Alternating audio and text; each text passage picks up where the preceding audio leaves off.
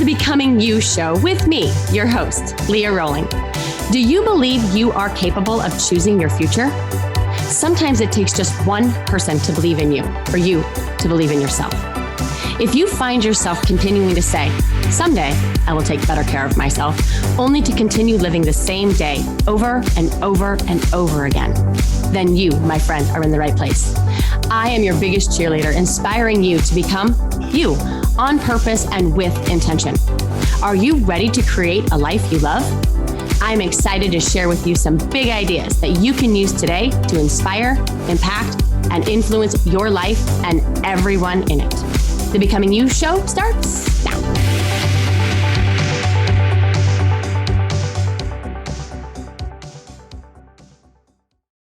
Hello, my friends. How are you? I hope that you are awesome. I hope that you woke up today, in whatever day that you're listening to this, and really just had that sense of gratitude for just the ability to connect with one another and your ability to connect with yourself. So that's my hope. That's my hope for you. I wanted to share with you guys today a conversation that I had with one of my dear friends about this idea of enough and what is enough. And I had another conversation with my husband as we were walking in Chicago with regards to this idea of enough and what is enough. And so I thought I would tease it out for you guys today. So, what is enough anyway, right? Is it a corner office? Is it a hefty paycheck? Is it the Instagram worthy vacations? Or is it something a little deeper? Is it something more intrinsic? Maybe something like feeling fulfilled, feeling valued. Maybe it's peace, right? With where you are. And I want to tease this conversation out by offering up this idea that our perceptions, right, of enough are like the lenses with which we see the world. Okay. This lens, they color our decisions, they shape our behaviors, they influence every aspect of our life, often without us even realizing it. So I want you to consider that every single decision that you make and every path you choose is filtered through these lenses. Okay. And if your perception of enough is skewed through the lens of scarcity, right? Always feeling like you need to be more happy or you need to be more successful, right? Or you need to accomplish more or achieve more. And yes, I know that cycle very, very, very well. Okay. You will find yourself, I found myself trapped in this never ending cycle of striving and hustling and wanting for more and never really truly satisfied with what I had. And on the other hand, then, if your perception of enough is grounded in abundance and gratitude, you will approach life, right, with a sense of contentment and with a sense of um, reverence for your peace and fulfillment. And so most of us don't even realize that we're wearing these glasses with these lenses of either abundance or scarcity. And we go about our days making decisions, pursuing our goals, all under the influence of this invisible force. And I think, like with everything that we talk about as it relates to personal development, by shining a light, by creating some sort of awareness on our perceptions of what this enough is, we can then begin to challenge the status quo, right? To question whether the stories that we tell ourselves about what we need to be happy and successful are really true. When we become aware of these lenses, we have the power to change them. We can choose either to adopt a new perspective right? One that maybe serves us better, one that maybe aligns with our values and our priorities. Okay. So it's not always easy, friends. It's not, right? Because the lens of scarcity is really, it holds on to us so tight because we believe our thoughts. And when you can relinquish this idea, these the scarce commentary that runs, it's so worth it. Because when we start to see the world through the lens of enough, in abundance, everything changes. Everything changes. We find a deeper, a more profound sense of freedom, a deeper, more profound way to connect to others and to ourselves. We find a profound appreciation of the abundance that surround us. And so that's the first thing that I really wanted you to tease out, and I wanted to tease out with you. But science tells us that our perceptions of enough, as I mentioned earlier, are deeply ingrained, and they're heavily influenced by our surroundings. We're constantly bombarded with messages telling us that we need more, right? That we need more money, that we need more stuff, that we need more success to be happy. And we're also being told that the goal of our life should be to be happy. I want you to think about that, right? Like when we ask that question, how flippantly and unassumingly we offer up, oh, I just want to be happy. I just want to be happy. There's so many books now on being happy and the science of happiness and the happiness system, and there's so many books on being happy. And don't get me wrong, I'm not. This isn't a podcast. I'm not anti-happy. I just think that we have the wrong goal, right? If our goal in our life is always to be happy, it's no wonder we're miserable. Okay. So, how do we break free from this cycle? Okay. First, disruptive unlearning. Okay. I say disruptive because your brain, as I mentioned earlier, is not going to want to unlearn. Your brain wants you to keep doing what it knows to do based on your current learning. That is why we stay stuck. This is why I'm asking you to have the courage to allow for the reflection, to allow for the awareness, whether that is your own reflection, right, which is challenging to do, or to get coaching. Okay. The thing about learning is the only learning that most of us are going to look for with any level of interest is learning what supports and confirms what we already know. And if that is the case, and it is, it's called confirmation bias. Okay. The question then becomes, are we really learning? I want you to think about that. Or are we just confirming our conditioning? This is the question. And in order for us to do that, we need to peel back the layers of the societal conditioning and get real, right, about what enough looks like for us personally, what it looks like for us professionally. Okay. So finding enough isn't about settling, it's not about playing small. It's about living authentically in alignment with our values and our priorities. When we redefine enough on our term, something magical happens. We step off this treadmill of constant striving, constant ladder climbing, constantly accomplishing and checking off to-do boxes, right? We step off of that and into a world of abundance, of gratitude, of fulfillment. Okay. So that is, again, that's the first thing that I wanted to share with you. The second thing that I wanted to talk about is this idea of false resilience. Okay. That sneaky little trick that our minds play on us, convincing us that stress and anxiety are badges of honor. Okay.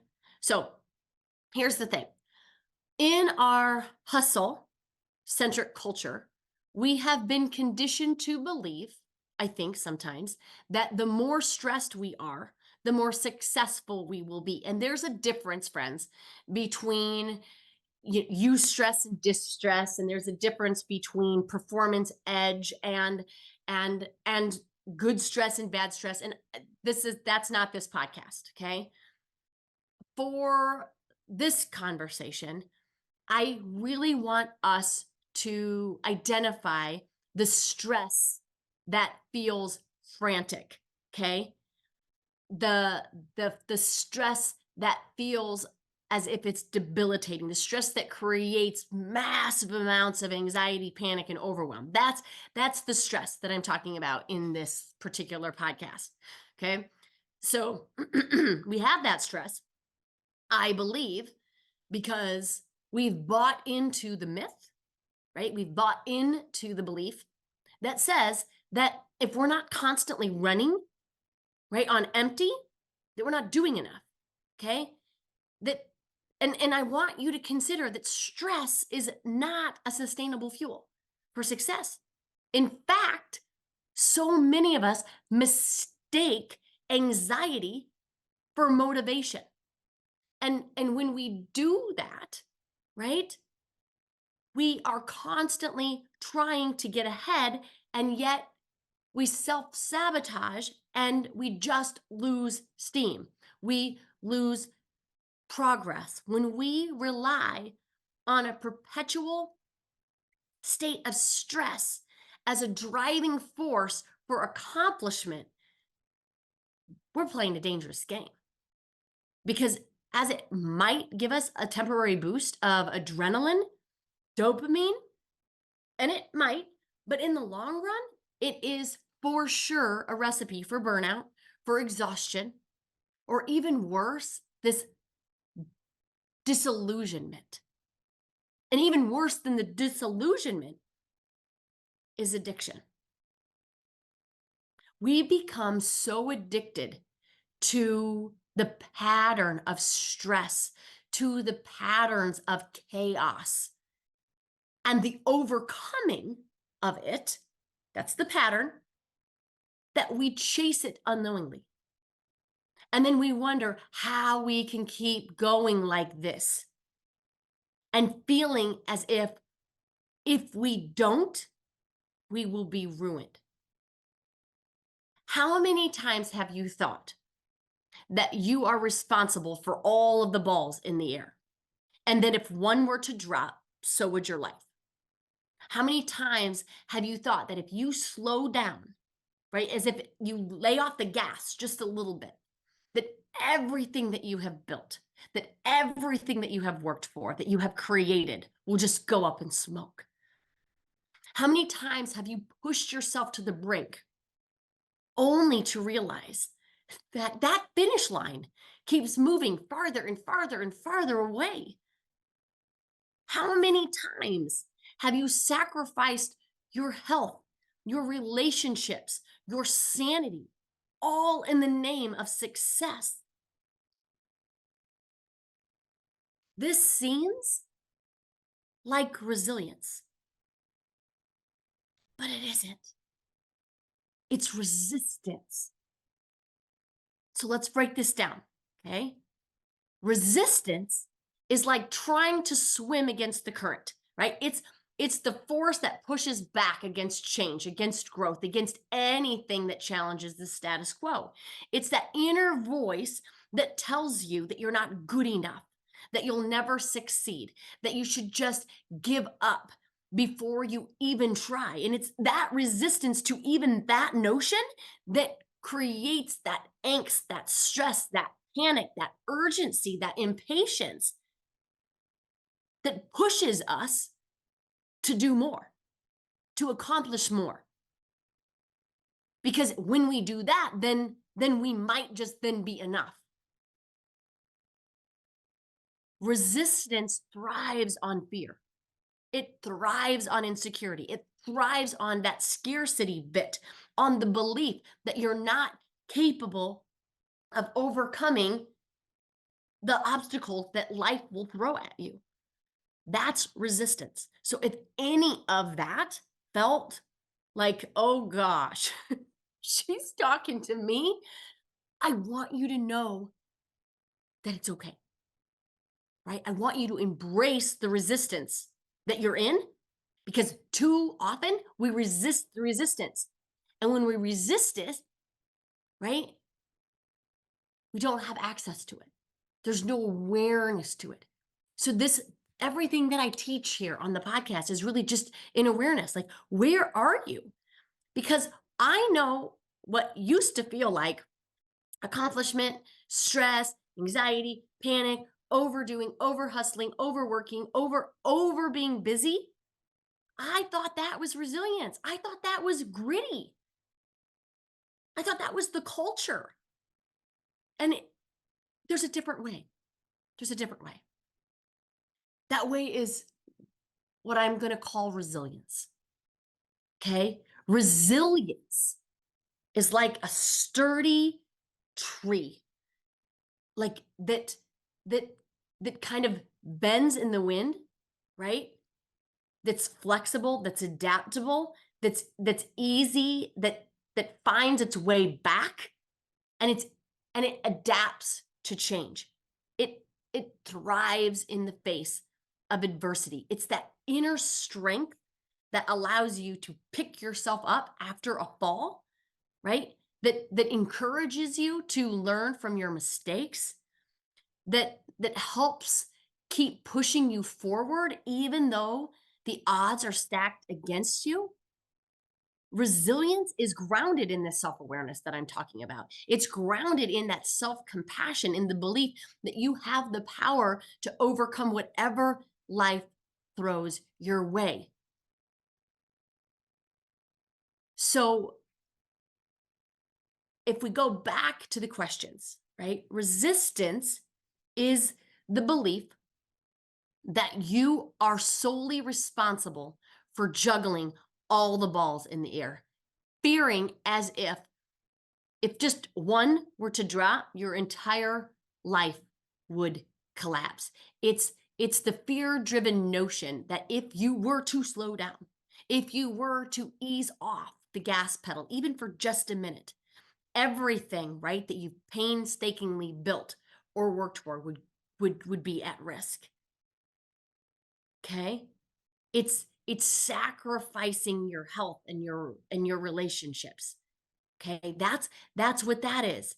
And reliance, on the other hand, is the recognition that you don't have to bear that weight on your shoulders alone.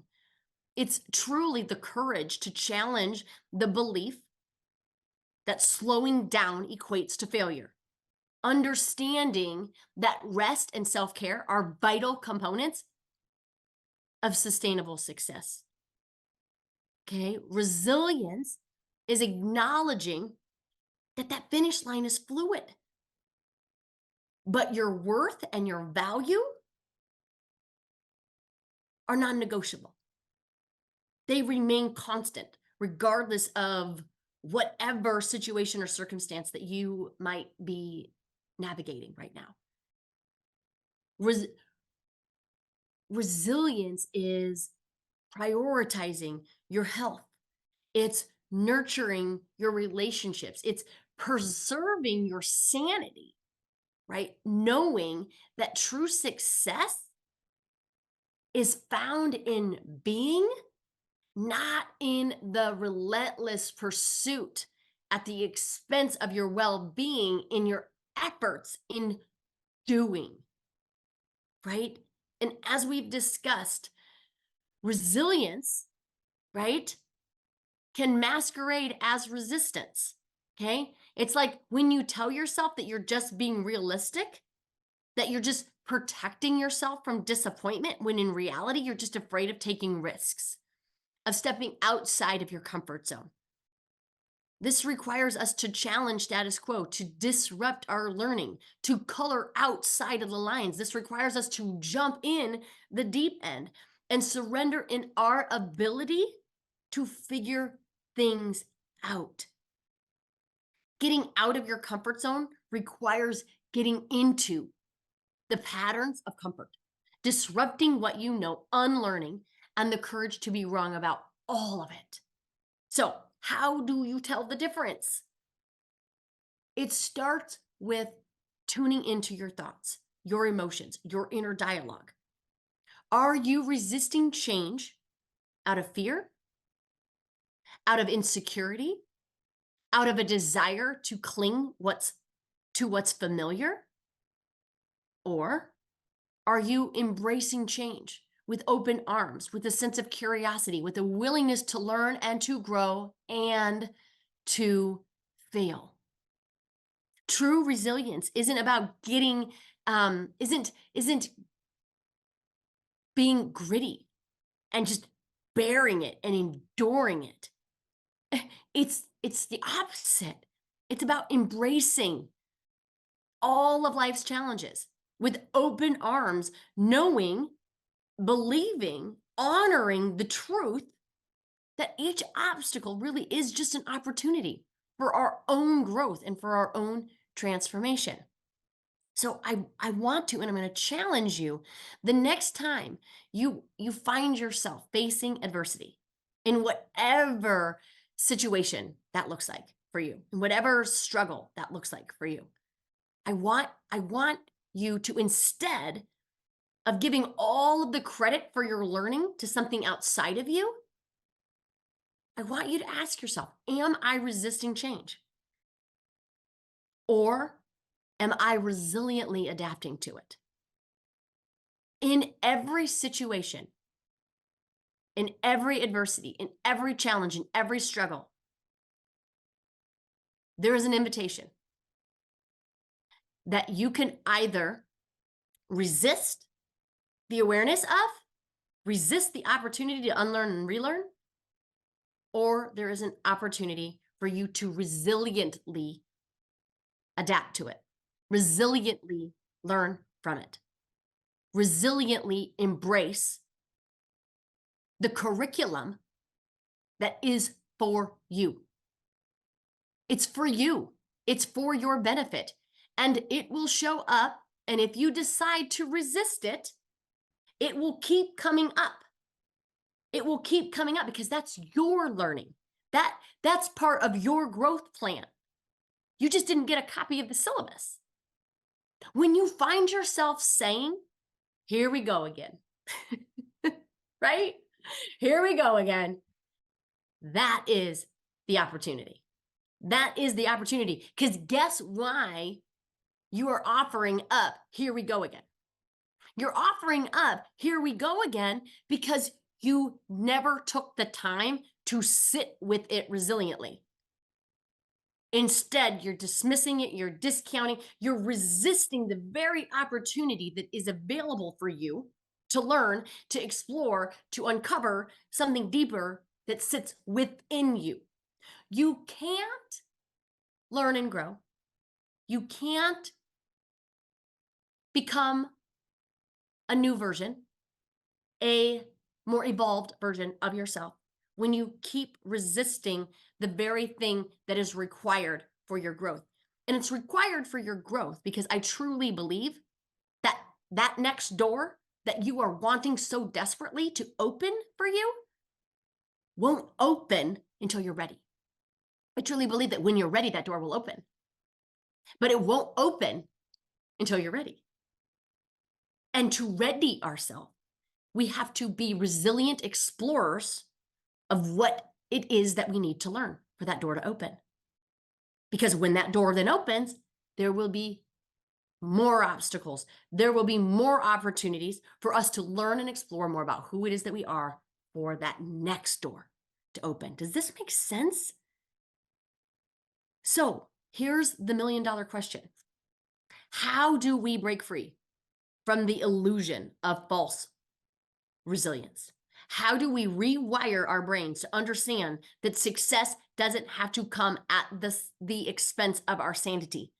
Okay. So we need to recognize that stress, overwhelm, busy, and anxiety are not badges of honor. They're warning signs.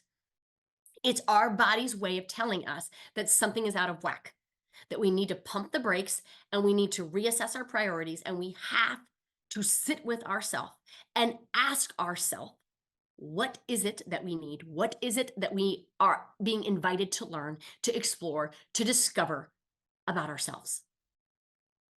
And if we sit with that and we journal about that, and we will uncover the truth that's going to unlock that next door for us. And then we take action, right? We cultivate practices that nourish, right, our minds and our bodies and our spirits, whether that's meditation or movement or just simply spending time with ourselves. We need to redefine success on our own terms. Prioritizing, please, friends, fulfillment over achievement. Because here's the bottom line: life is way, way too short to spend it in a perpetual state of stress and anxiety. True resilience isn't about enduring the hardships. It's about bouncing back stronger and wiser because of them. So, can we ditch this illusion of false resilience and embrace a new paradigm of success? One that values well being over hustle, one that values fulfillment over fame, one that values authenticity over accolades. And the very last thing that I want to share with you, just real quick, is what I see happen all too often is this false resilience, this AKA resistance, right? Is a very slippery, slippery slide into reliance. And it's not the reliance on self, friends. It is a reliance on external validation, external accolades, external vices to reward ourselves for this false resilience, right? I know for me, it was Starbucks. That was my reward. That was my reward for working hard and for not having any other vice. Interesting, right? And I'm not saying that vices are not awesome in moderation, but not in justification. I had to redefine my reward to something that was a win-win, that didn't punish my future me at the pleasure of the now me. And that is what happens. I see this happens all the time with my clients. When we pin our self-worth on the opinions of others and the validation of society, when other people's expectations of us become more important than our own, when we buy into the myth that success and happiness are contingent on external validation, okay? Whether it's likes on social media or promotions at work or praise from our peers, we set ourselves up of this slippery slope extend far beyond our personal lives. They bleed into our leadership development as well. When we lead from a place of external reliance, we're not truly leading. We're simply following the crowd, perpetuating the same cycle, the toxic cycle of validation seeking behavior, right? So I know that we can do this together. I know that the challenge, and if you're listening to me right now, that challenge of awareness starts with just examining the thoughts and sentences of our mind. Would you start today finding the sentences that you offer either silently or verbally around this notion of here we go again? That becomes the pattern. That becomes the opportunity for you to explore what that is trying to teach you. I know I want those doors unlocked for you, selfishly, right? Because those doors are your growth doors. Those doors are on the other side of that door is the potential that you are. On the other side of that door is something that's impossible for you to even imagine right now. And I know you have the capacity to explore it. So, resilience, resistance, reliance, we got to know where we are there, babes. We have to know where we are. Are we reliant on others? Are we resisting of their truth? Or are we resilient in it? That is the question for you today, my beautiful friends. And until next time, I'll see you then. Take care. Bye-bye. You have been listening to the Becoming You show with me, your host, Leah Rolling, where I share big ideas to inspire, impact, and influence your life. Tune in every Friday at 11 Central on transformationtalkradio.com for your morning cup of coffee, the hug you never want to end, and that inspirational message that you felt was written just for you. Each show is inspiring you to become you with purpose and intention. For more information or to connect with me, visit www.leahrolling.com.